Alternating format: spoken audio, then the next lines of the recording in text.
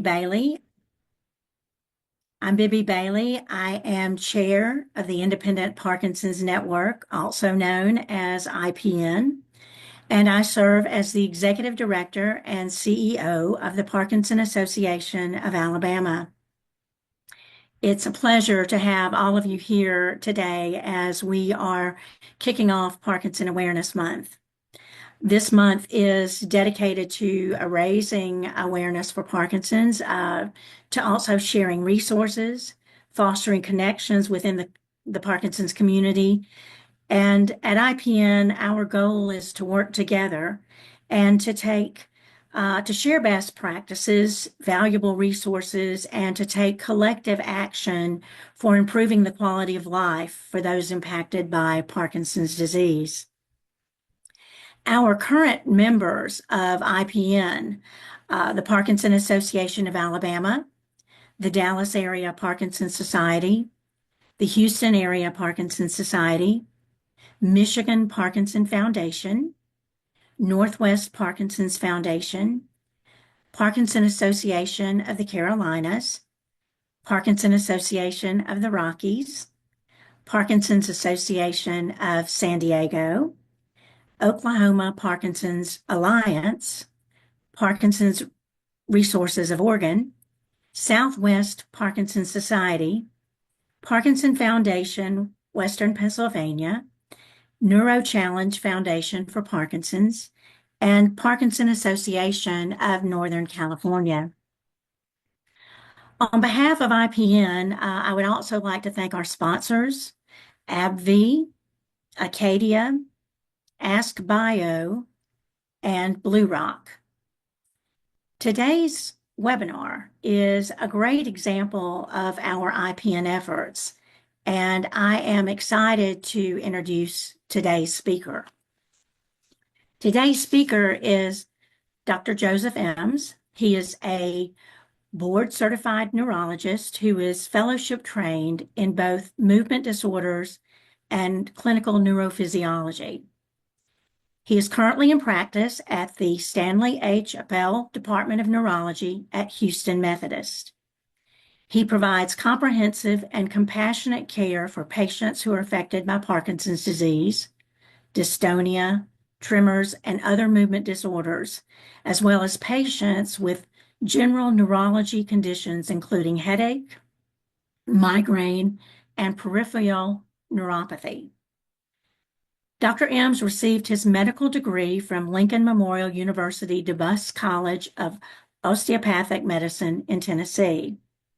He completed a residency in neurology at Beaumont Health in Michigan, a clinical neurophysiology fellowship at the University of Texas Health Science Center in Houston, and a movement disorders fellowship at Houston Methodist Hospital. He is the author of many publications, and he is an active member of the Houston Area Parkinson Society Medical Advisory Board. So Dr. Ems, thank you for joining us today, and I'm going to turn it over to you to get started. Thank you. Thank you, Bibby. Can you hear me okay? I'm going to assume yes, unless someone starts shouting at me. But thank you for that kind introduction. As Bibby said, my name's Joe Ems. I'm a movement disorder doctor here in Houston. And today we're going to talk a little bit about the history of Parkinson's disease. So hopefully everyone can see my screen. And what's going on here? Okay, here we go.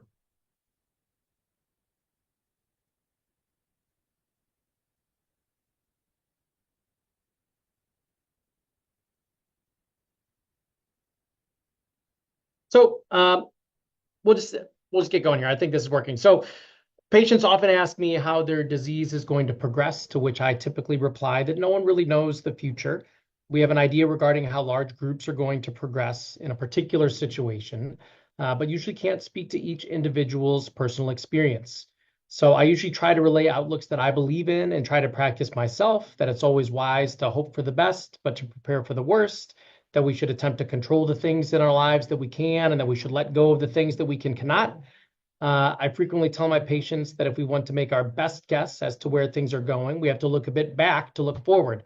If we understand where we've been and how we've been progressing, then we get a better idea of how we can expect things to continue in the future.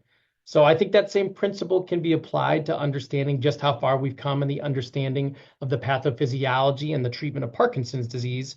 And though sometimes I know it feels like that medicine's moving at a snail's pace, when we look at how far we've come, I see there's great hope in where we can still go. So for the next hour, we're going to review a little bit of history here. So Parkinson's disease has unfortunately been around for a very long time, and much of the understanding of the disorder has come through observation. Going way back, early descriptions of Parkinson's disease seem to date back to traditional Indian texts. For example, something called the Charaka Samhita, which is a Sanskrit text on Ayurveda, which is an Indian traditional medicine from approximately 1000 BC, as well as from ancient Chinese sources that provided descriptions of a disorder of slowness, of tremor, of rigidity, and of gait changes. Officially, this disorder was first described in modern Western medicine in 1817 by James Parkinson, a name everyone here is likely certainly familiar with, who was a London-based physician, geologist, and political activist, first publishing his observation in an essay called On the Shaking Palsy, with the shaking palsy referring to tremors, shaking, and rigidity, palsy. This was the original term used for what we now call Parkinson's disease. Despite the limited medical tools of his time, his clinical observations allowed him to identify the constellation of symptoms that have come to be pathognomonic for this disorder, specifically slowness, resting tremor, muscle rigidity, and Parkinsonian gait changes. Interestingly, Parkinson didn't have a very clear understanding of the underlying pathology of this disorder, and it wasn't until decades later that more information about the brain's involvement, particularly the substantia nigra, would emerge. More on that to come. Ultimately, Parkinson hoped that by describing this condition in detail, it might lead to an effective treatment, of which that would only partially become true until the 1960s with the introduction of levodopa. Also, more on that later. So despite being profoundly impactful on how we understand Parkinson's disease today, Parkinson's essay didn't really receive widespread recognition during his lifetime. It wasn't until the 19th century that a French neurologist, Jean-Martin Charcot, expanded on Parkinson's work. So this lovely gentleman in the corner here is Jean-Martin Charcot. He lived from 1825 to 1893 and was a renowned French neurologist, often considered the father of modern neurology. He's interestingly not only known for his discoveries, but also for having taught several other famous neurologists, including some of those pictured here, Sigmund Freud, Joseph Babinski, and Gilles de la Tourette, whom some of you might have heard also. Charcot actually rediscovered Parkinson's essay in the mid-19th century and found it highly valuable for further understanding a pattern of movement disorders he was observing in his clinic, ultimately expanding on and adding precision to that initial description by Parkinson. Charcot's first important contribution to the study of Parkinson's disease was his differentiation of the disorder from other tremulous disorders, specifically essential tremor and the tremor that can come with multiple sclerosis. Additionally, he identified that the shaking palsy, in fact, was not an accurate name for the disorder. The tremor is clearly not a necessary feature of this disorder, just a potential symptom that can present with varying degrees of severity, thus beginning the understanding that Parkinson's disease lives on a clinical spectrum, one where each person has their own individual path to follow. Ultimately, Charcot officially named the condition Parkinson's disease and differentiated it from other movement disorders.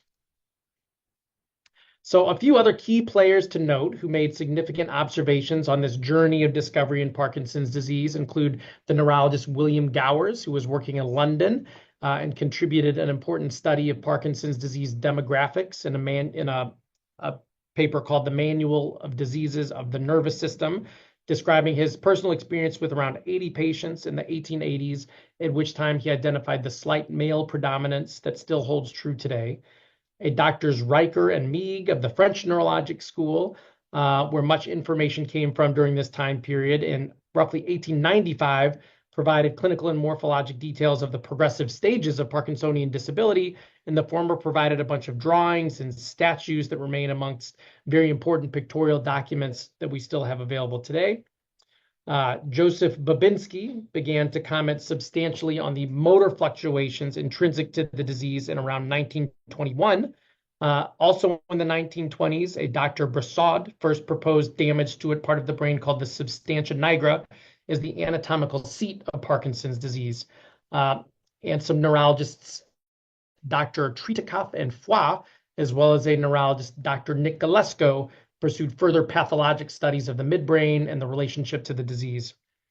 The most complete early pathologic analysis of Parkinson's disease and the clear delineation of brainstem lesions was first performed in 1953 by doctors Greenfield and Basquinet.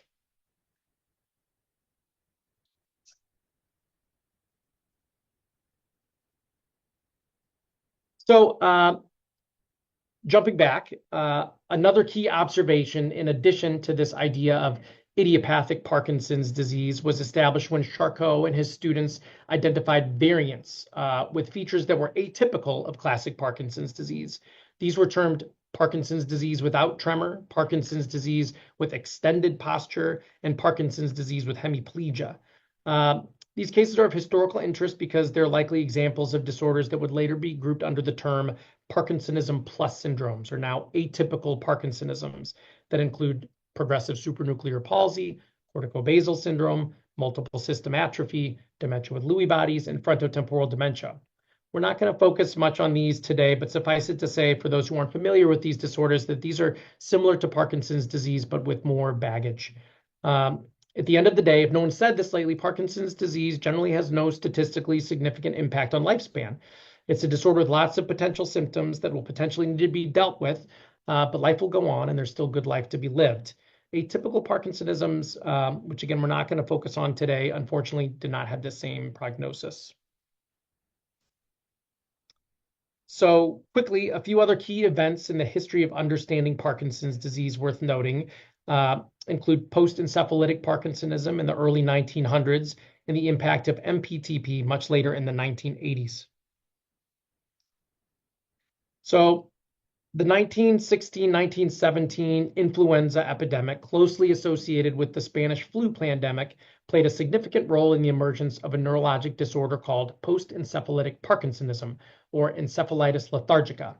This condition presented with symptoms resembling Parkinson's disease, including tremors, rigidity, bradykinesia, and postural instability, along with additional symptoms like behavioral changes, eye movement abnormalities, and cognitive decline.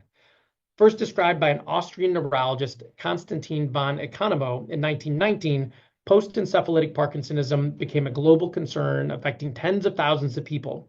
While the exact relationship between the flu virus and this condition remains debated, it's believed that the viral epidemic triggered this neurologic disorder. Patients often suffered from psychiatric symptoms and severe eye movement disturbances, like something called oculogyric crises, suggesting that this condition affected multiple brain areas beyond the substantia nigra, where Parkinson's typically originates. That having been said, many survivors developed a very chronic Parkinsonism that required lifelong care.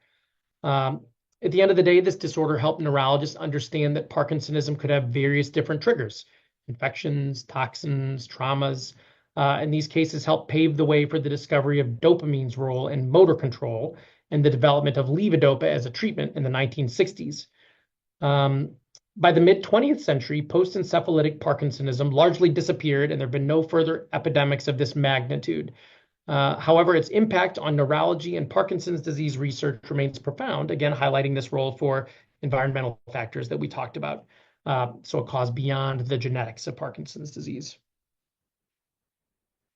Next, in the early 1980s, the discovery of MPTP, a neurotoxin that induces Parkinsonism, marked a major breakthrough in Parkinson's disease research. It was discovered by accident when young drug users in California developed symptoms nearly identical to Parkinson's disease after injecting synthetic heroin contaminated by MPTP. This was the first time a neurotoxin was linked directly to Parkinsonism. MPTP selectively damages these dopaminergic neurons, again in the substantia nigra, the same region of the brain affected in idiopathic Parkinson's disease. Once metabolized by monoamine oxidase B into MPP+, it causes this irreversible Parkinsonism. This discovery revealed the significant impact of environmental toxins on the onset of Parkinson's-like symptoms and opened new research avenues into things like pesticides, herbicides, and other toxins as potential causes of this disorder, in addition to things like the viral infections we discussed earlier. So MPTP also provided scientists with this reliable animal model for Parkinson's disease, as MPTP-induced Parkinsonism in primates mirrors the symptoms and pathology of human Parkinson's disease. This model has become the gold standard for studying the disease and helping to test neuroprotective strategies and develop treatments such as deep brain stimulation, which we'll talk about a little bit more later. Moreover, MPTP has deepened our understanding of Parkinson's disease pathophysiology by illustrating how things like mitochondrial dysfunction, oxidative stress, impaired energy metabolism all can contribute to the degeneration of dopaminergic neurons. One last discovery to note, in 1967, regarding the natural history of Parkinson's disease, the morbidity and clinical progression of Parkinson's disease was studied in this important article by two gentlemen, Hone and Yar, in which their internationally recognized staging system was first introduced. The staging system, which I ultimately think is only modestly helpful overall clinically, is anchored in the distinction between unilateral, stage 1 disease, or bilateral, which can be stage 2 through stage 5 disease, with development of postural reflex impairment at stage 3 as a key turning point in understanding the disease's clinical significance. So what have we learned? Overall, there appears to be a two-hit mechanism in idiopathic Parkinson's disease, with people born with some genetic predisposition to developing the disorder. And then there's this lifetime cumulative risks of things that they may have been exposed to that then start this self-perpetuating cascade that, while possibly all different, we all call Parkinson's disease. To me, this heterogeneity of all these potential etiologies is likely what leads to the vast heterogeneity of the disease as we see it, and probably in turn the difficulty finding a disease-modifying therapy. So with regards to pathology, the big drive behind all this appears to be a protein called alpha-synuclein in idiopathic Parkinson's disease. I won't bog this talk down with pathophysiology, but suffice it to say that the discovery of alpha-synuclein in Parkinson's disease represents a major milestone in our understanding of the disease.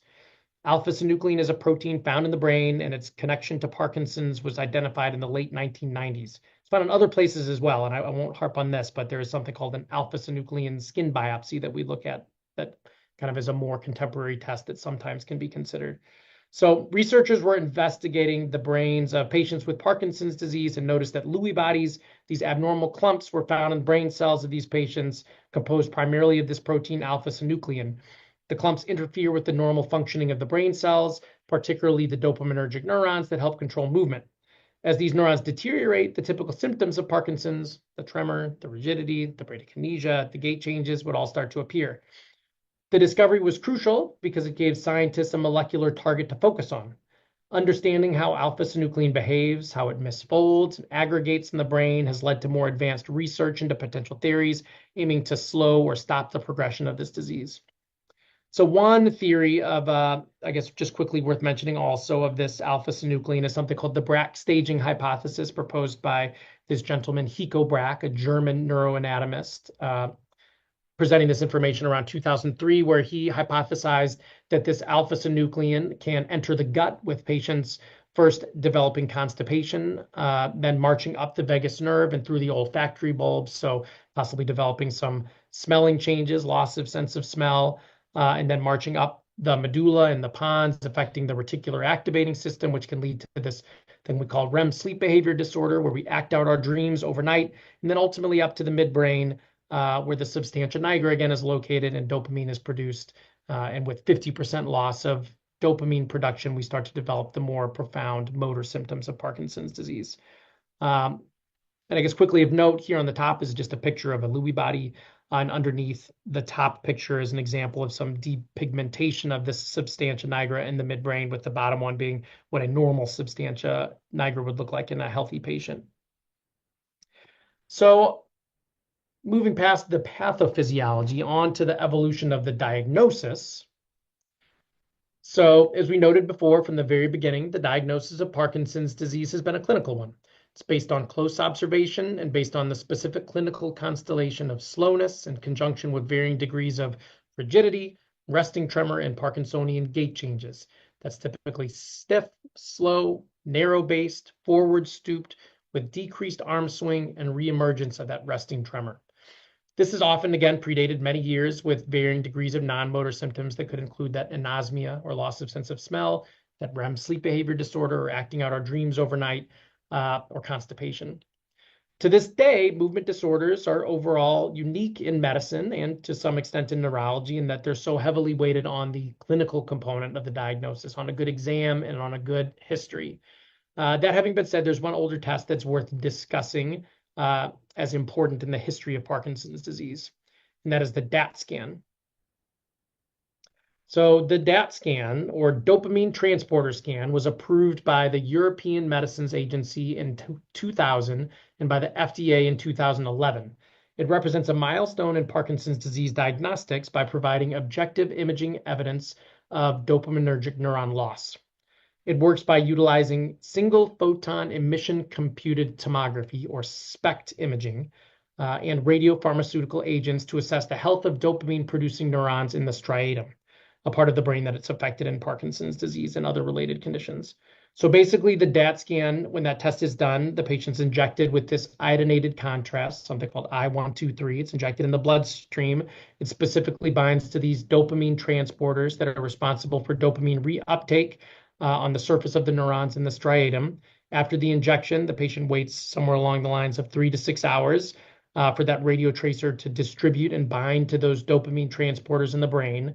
And then this is followed by that SPECT imaging that can detect how much dopamine transporter activity is present in the striatum, which is typically comma shaped, like in the left picture there, indicating a normal dopamine transporter density. In patients with Parkinsonism, the uptake will be reduced, mainly in an area called the putamen, or the bottom part of the comma.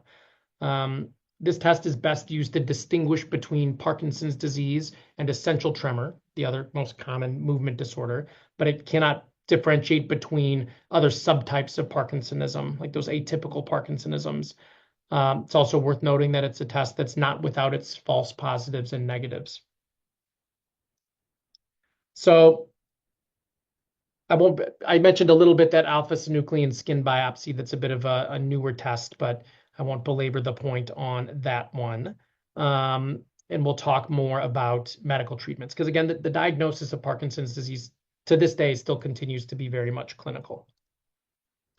So again, circling back to 1817 in his monograph, Dr. Parkinson had one chapter entitled Considerations Respecting the Means of a Cure.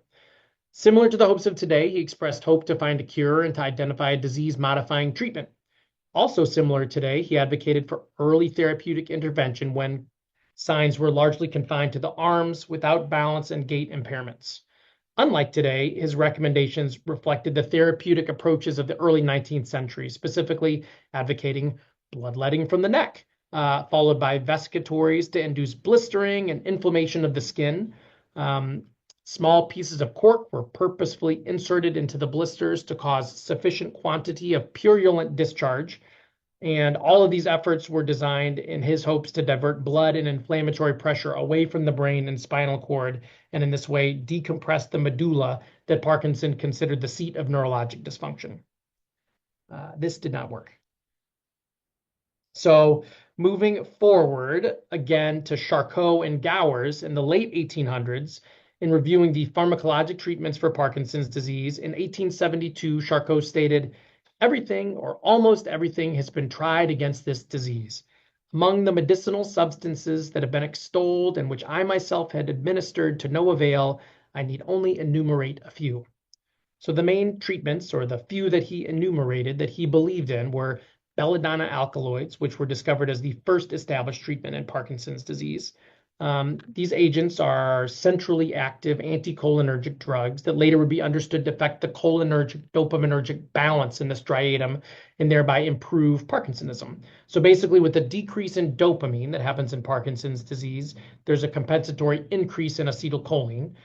These anticholinergic medications would block acetylcholine and in turn hopefully return some semblance of balance between the two chemicals. Of the many centrally active anticholinergic agents of this particular era, Charcot's preferred product for Parkinson's disease was hyoscamine, a plant-based agent that was prepared as pills, usually powder rolled into bits of white bread or as a syrup. And in addition to this hyoscamine, an ergot-based product, Charcot advocated an overall program of rest, reduced stress, which was generally kind of recommended for all primary neurologic disorders of this time period. So interestingly, in rejecting most medicines, Charcot advocated vibratory therapies for the management of Parkinson's disease. He'd observed that after long carriage or train or horseback rides, patients with Parkinson's disease experienced a marked symptom amelioration. He therefore developed a replication device to provide rhythmic movement by an electrically powered shaking chair, something he called the, I'm going to pronounce this wrong, but the Fauteuil trépidant. Um, his student then, Gilles de Tourette, who we mentioned earlier, fashioned a helmet that was more easily transported and vibrated the brain rather than the body. Uh, Interestingly, some of these theories around vibrating techniques, though not proven, are still being looked at by some today.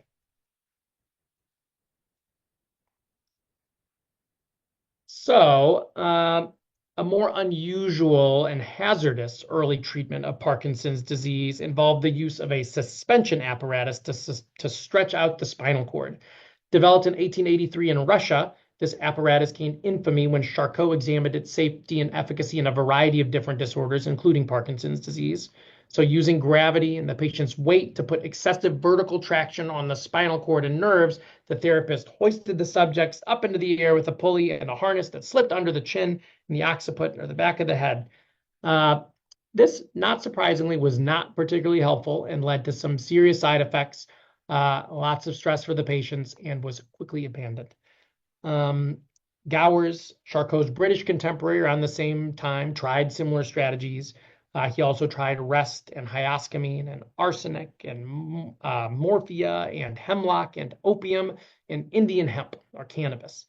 Of these today, cannabis is still known to have some dopaminergic activation properties, but opium and the other opioids and opiates, they affect the motor system in a generalized sedative manner without any direct or primary dopaminergic involvement and have been abandoned as any type of treatment strategy. So through the mid 20th century, the treatment of Parkinson's disease remained largely static. There's a wide variety of centrally active anticholinergic drugs developed and used, including trihexyphenidyl or Artane, which are still used today, though often limited by side effects. The emphasis of this period really remained on supportive therapy, physical therapy, management of other symptoms like hypersalivation, like decubitus that could develop if patients weren't moving, or infections that could come as patients became more ill. So dopamine was first synthesized in 1910 by two gentlemen, G. Barger and J. Ewens. In the late 1950s, two seminal discoveries occurred. First, that dopamine originates within the brain, specifically that area called the striatum that we talked about, and the development of something called the risperidone model, later used to be the first model of Parkinsonism that was reversed by levodopa treatment. So bearing that in mind, it took from 1817 to the 1950s to identify that dopamine was the driver in the control of movement. Circling back to our brief discussion of the post-encephalitic Parkinsonism, it was just after this time, then in the 1960s, that striatal dopamine depletion was identified as the cause of Parkinsonism. So with the knowledge that levodopa was the natural precursor to dopamine, Dr. Berkmeyer injected levodopa intravenously for the first time to Parkinsonian patients in 1961. The anti-akinetic effects or the anti-slowness effects were quickly published, where he said, quote, bedridden patients who were unable to sit up, patients who could not stand up when seated, and patients who, when standing, could not start walking, performed all these activities with ease after levodopa. They walked around with normal associated movements, and they could even run and jump. The voiceless, aphonic speech, blurred by polyalia and unclear articulation, became forceful and clear. So subsequent open label levodopa trials with oral preparations in the late 1960s confirmed both short and long-term benefits. and double-blind placebo-controlled trials followed. These reports launched levodopa's establishment as the premier agent to treat Parkinson's disease symptoms and signs. It's also worth noting a gentleman named P. Holtz, who discovered the enzyme dopa decarboxylase, and documented that levodopa was synthesized to dopamine through its action. This led to the later creation of the dopa decarboxylase inhibitors. So carbidopa was first synthesized and introduced in the late 1960s by this gentleman. It became an essential part of Parkinson's disease treatment when combined with levodopa to enhance its effectiveness. So the combination of carbidopa and levodopa was first approved by the FDA in 1975 under the brand name Sinemet. Carbidopa works by inhibiting the enzyme dopa decarboxylase outside of the brain, like we said, preventing levodopa from being converted into dopamine prematurely in the bloodstream. So this allows more levodopa to reach the brain where it can be converted to dopamine, thus improving Parkinsonian symptoms while reducing the peripheral side effects, specifically nausea and vomiting, that can be associated commonly with levodopa alone. Thus the original name Sinemet, sin without emesis, without vomiting, without throwing up. So jumping ahead, it's worth noting medications like Rytary, which is a combination immediate and controlled release levodopa that was approved by the FDA in 2015, and more recently Crexont, approved in 2024. I'm sure many are familiar with these, and they've marked a pretty big advancement in levodopa, which again has long standing been the gold standard treatment for Parkinson's disease, with these being maybe better avenues of giving this medication in a more sustained fashion. So other medicines running through these dopamine agonists, including ropinirole, pramipexole, the rotigotine patch, these were introduced in the 1970s and the 1980s. These medications worked by stimulating dopamine receptors directly, mimicking the effects of dopamine without needing to be converted into the brain, like levodopa needs to be converted. So from a benefit standpoint, it's effective in reducing motor symptoms, particularly in the early stage of Parkinson's disease. And there's some old thoughts about how this could be used to delay the start of levodopa and possibly delay some levodopa-related complications. The side effects of these dopamine agonists, again, include nausea, can include sleepiness or sleep attacks, can include hallucinations or impulse control disorders. So it makes people feel good, but maybe a little too good, where people can then become more hypersexual, more inclined to gamble, more inclined to shop, things like that. Of note, there was a study called the Delayed Start Study that took place in 2019, looking at patients started on levodopa versus on these dopamine agonists over a 40-week period, following which everyone was then started on levodopa. And at the end of an 80-week period, the punchline is that there was no difference statistically between the two groups with regards to symptoms, but the patients who were on the levodopa earlier actually scored better in motor and in quality of life scores all the way through. So this delayed start with dopamine agonists is still discussed by some, though most consider starting levodopa as the first line agent, in part based on that study. So amantadine, the history of amantadine is of interest because of its serendipitous discovery as an anti-Parkinsonian agent. It was developed as an antiviral agent, also in the 1970s and 80s. It was used widely in nursing home populations where a very astute physician, a gentleman, Dr. Schwab, noted the unexpected benefit on tremor, balance, and akinesia or slowness in both Parkinson's disease and in those post-encephalitic Parkinsonian patients. This medication, at the end of the day, it has mild dopaminergic effects, and it enhances dopamine release, at the same time blocking something called the NMDA receptor, which is thought to help reduce dyskinesias, or the extra kind of wiggly movements that can come as a downstream side effect of levodopa. It does have potential for side effects. It can lead to hallucinations, it can lead to confusion, and it can lead to a change in skin pattern, something called livedo reticularis. All of these should stop if the medication is stopped. So a few other medications to note, there are the monoamine oxidase type B inhibitors and the COMT inhibitors. These were put on the market in the 1980s and the 90s. The MAOBIs include rasagiline and selegiline. And the COMT inhibitors include entacapone and tolcapone, as well as the more recent opicapone or Ongentys, uh, which was the latter of which was approved as an adjunctive treatment for Parkinson's disease in 2020. Basically, these medications all slow down the breakdown of dopamine in the brain, though just in slightly different ways. We're always producing break dopamine, always breaking it down. By inhibiting these molecules that break down dopamine, we allow for it to last longer and have more sustained benefit. So just to briefly touch on a few other medications that are on the market, there are combination therapies like Stalevo that was approved in 2003. There are extended release amantadines like Gocovri that hit the market in 2017. There's inhalable levodopa like Inbrija that hit the market in 2018. There are more novel medications like Norians, which is an adenosine type 2 receptor A antagonist that hit the market in 2019. And then there's scored levodopa, like Divi, that hit the market in 2021, uh, which has just got its deep score to make it more easy to break the levodopa and to get smaller quarter tab doses. So not just dopaminergic medications have been pursued when treating Parkinson's disease. There are non-motor symptoms to be addressed as well. I don't think we have time to run through all of the non-motor features of Parkinson's disease, but I think the one worth noting is a medicine called pimavanserin or Nuplazid, which is a 5-HT2A inverse agonist that was approved by the FDA in 2016 for psychosis associated with Parkinson's disease, so patients with hallucinations. This is a very helpful drug. It has very few side effects. There were limited options available for psychosis and hallucinations prior in Parkinson's disease, and that all of them can have some impact on dopamine production, with something like Seroquel or clozapine being what we would more likely use in the past.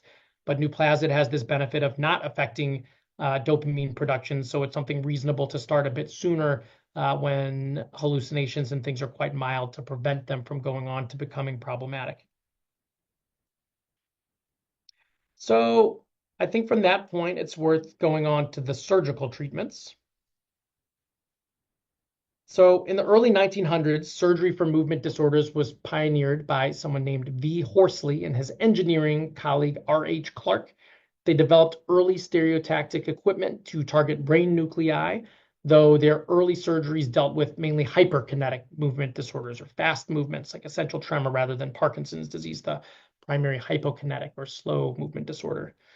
In the late 1930s, three neurosurgeons, Dr. Busey, Dr. Case, Dr. Clem, they all excised this cerebral cortex in order to try and treat Parkinsonian tremor, uh, stop the tremor, but unfortunately, this type of ablative surgery caused hemiparesis or weakness on that side of the body, and that type of procedure was ultimately abandoned. Later, another surgeon named Dr. Myers, he first focused on this basal ganglia as a lesion to target for ablating Parkinsonian tremor. In the 1940s, he noted that rigidity improved as well as tremor when that area was targeted. So in 1953, by accident, a surgeon, Irving Cooper, he cut out the anterior choroidal artery during a surgery in a Parkinsonian patient and was forced to ligate it to prevent a hematoma.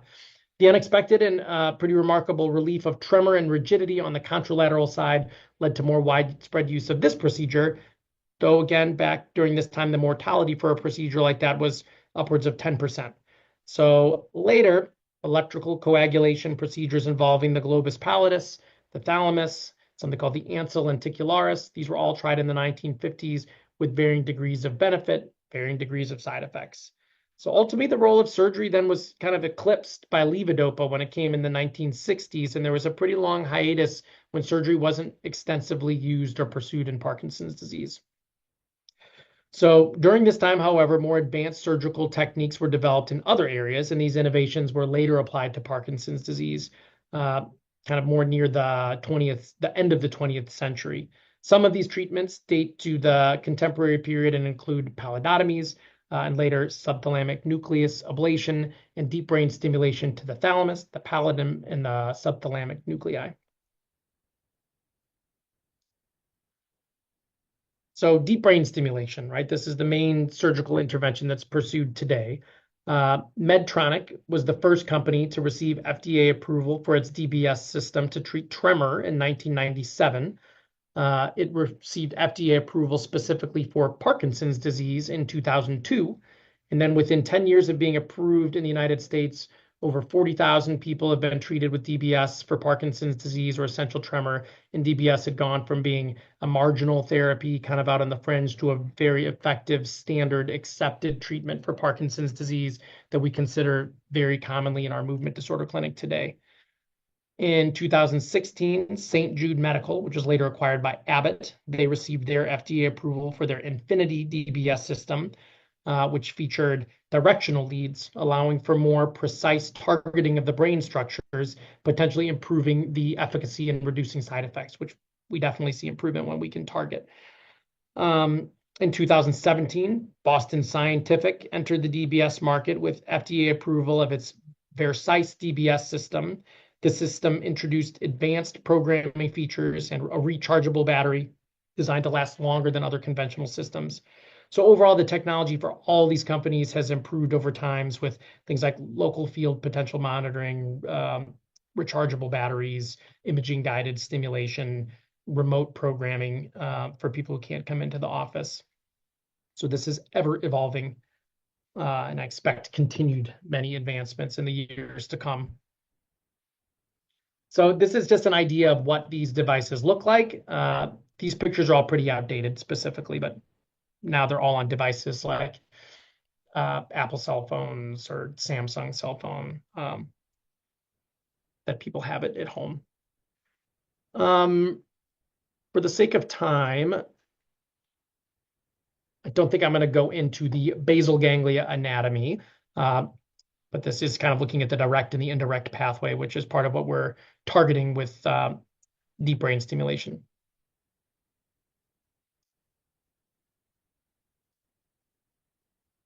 And mainly targeting the subthalamic nucleus in Parkinson's disease, the globus pallidus interna, more so in dystonia or patients with lots of dystonia in their Parkinson's disease, and something called the ventral intermediate nucleus of the thalamus in tremor patients. Okay. So DBS, again, this is the main surgical treatment that's used today for Parkinson's disease. As we said, DBS was approved in 2002 as an adjunctive therapy in reducing some of these symptoms of advanced levodopa-responsive Parkinson's disease that are not adequately controlled with the medication. So again, it's important that people respond to levodopa before this be considered. How does it work? Basically, one or more electrodes are attached to leads that are implanted in the deep nuclei of the brain, with these electrodes then connected to an impulse generator that's in the chest, kind of similar to a pacemaker, that delivers this electrical stimulation to the brain tissue to disrupt patterns of neural signaling. So who's a candidate?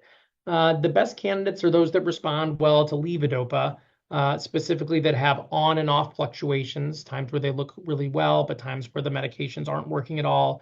They can have dyskinesias when they're on, and they can have, or medication resistant tremor can be another good time. And they all really, patients who pursue this should have some reasonable cognitive function. We usually avoid this with severe non-motor symptoms. So patients with dementia, patients with unstable mood disorders, patients with severe autonomic dysfunction, blood pressure fluctuations, things like that, as well as those with patients who had a very poor levodopa response, or patients with evidence of an atypical Parkinsonism. We likely wouldn't pursue this in that setting either.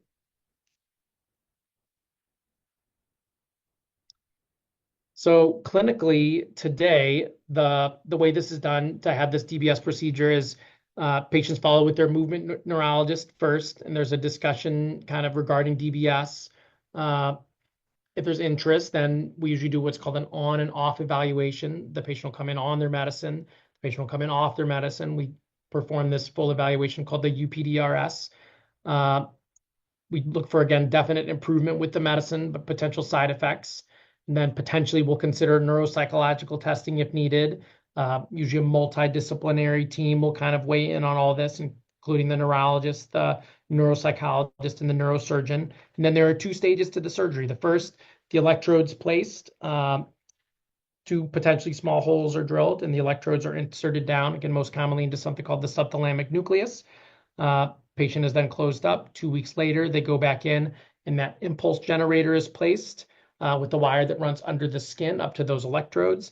Then, usually 2 weeks after that, the patient will come back and see a movement disorder doctor in the office, at which point he or she will program that DBS. Usually we get pretty good benefit just right out of the first programming session, but this is further refined and fine-tuned over the following months.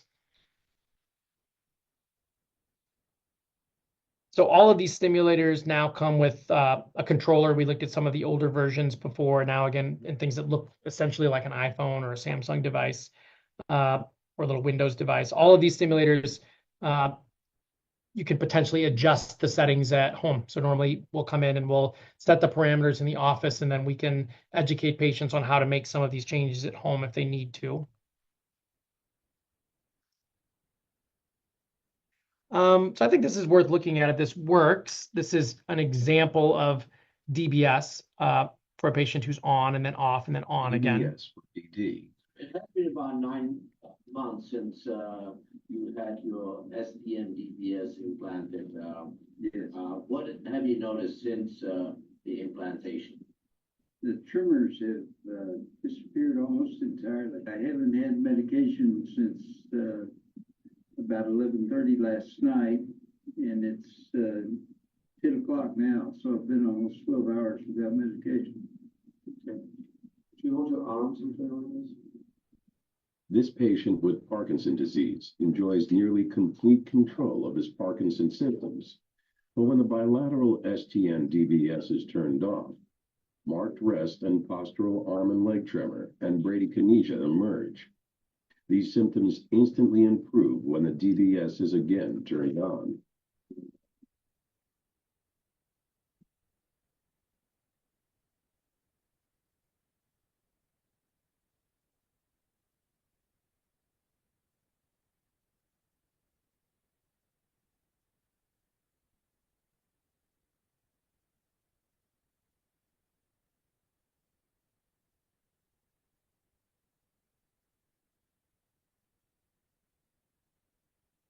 That turned off the DBS, and I'm already seeing recurrence of the tremor.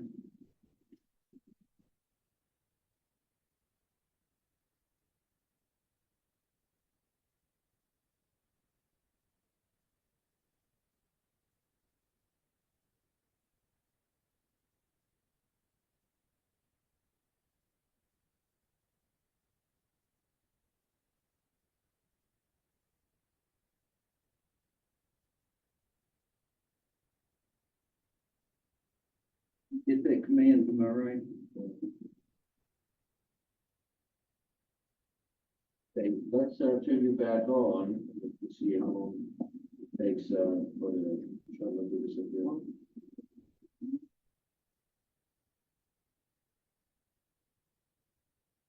Instant. Yes. Okay, then hold your arms in front of this now. Next to your nose. Hold your arms down. Okay. Tap with your arm.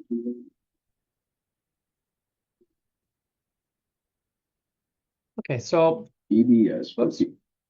Okay, so I think that kind of just summarizes how effective a treatment like DBS can be, and show that we have certainly come a long way from hanging devices where people are hanging from the ceiling or from bloodletting.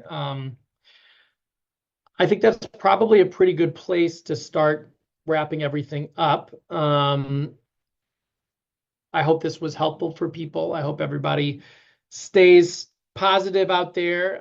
There are good treatments for Parkinson's disease. There's lots of research going on. Things are continuing to advance, and my expectation is that things will hopefully move quickly in the coming years and that more and more treatments will be available. So thank you all very much for your time and attention.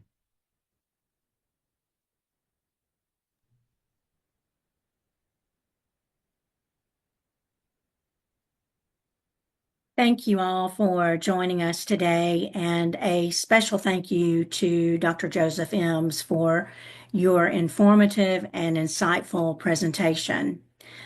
Your experience has it's given us a deeper understanding of the evolution of Parkinson's research and care.